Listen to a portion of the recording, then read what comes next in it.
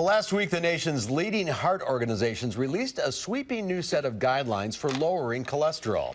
They also released an online calculator meant to help doctors assess risk and determine who might need to be on cholesterol-lowering statin drugs.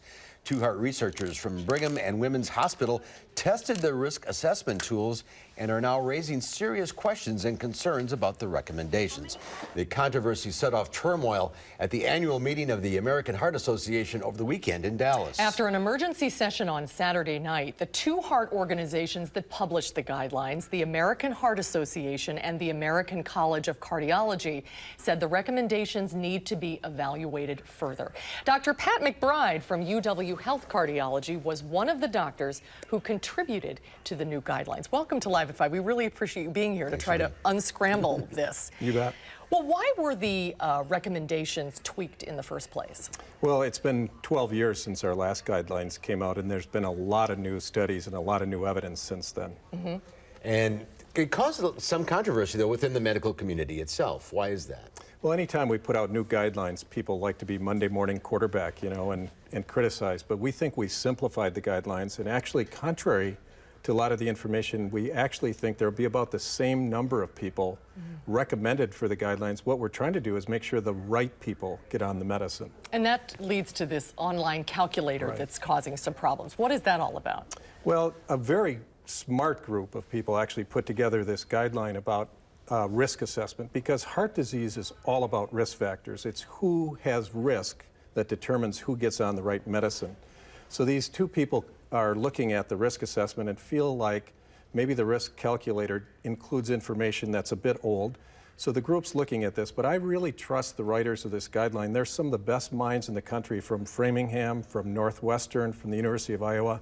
So I'm sure by the time the American Heart Association meeting's over, they're going to have this sorted out. So what should patients and doctors do at this point?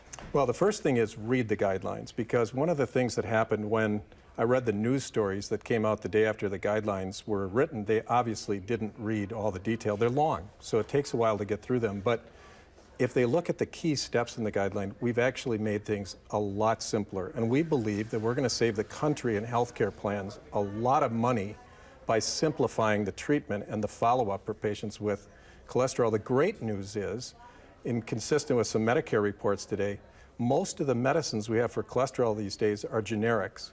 There's a completely separate guideline that focuses on lifestyle, like healthy eating and exercise. People should really take a look at that, because that's our first recommendation. The first thing people should do is improve their lifestyles.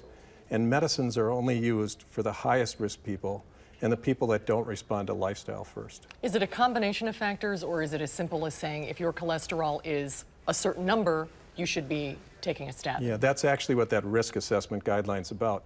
You calculate a person's 10-year risk and their lifetime risk of developing heart disease, and that determines who's the best candidate for medicine. And the risk factors, again, are? The usual lineup, lack of physical activity, smoking, diabetes, obesity, these cholesterol numbers, high blood pressure, those typical things that lead to early heart disease. And so we're trying to get people to take care of those things with lifestyle first, but when they can't, that's where medicine comes in. Are cholesterol numbers raw, or do they differ for your age and your weight? No, they're really the same whether a what child. Are the good numbers? Where do you want to be? Well, the total cholesterol should be under 200. The LDL cholesterol, the bad one, should be under 130. And the HDL cholesterol for men should be over 40, and for women it should be over 50, because it's even more predictive. The good cholesterol is even more predictive for women. So Susan should be above 50. Mark, yours should be above 40. Okay. Now we know. To check it out. Get out there and start exercising. All right. Doctor, thanks for being with us today. You're welcome. Thank you so much. Thanks for clearing things up. You're welcome.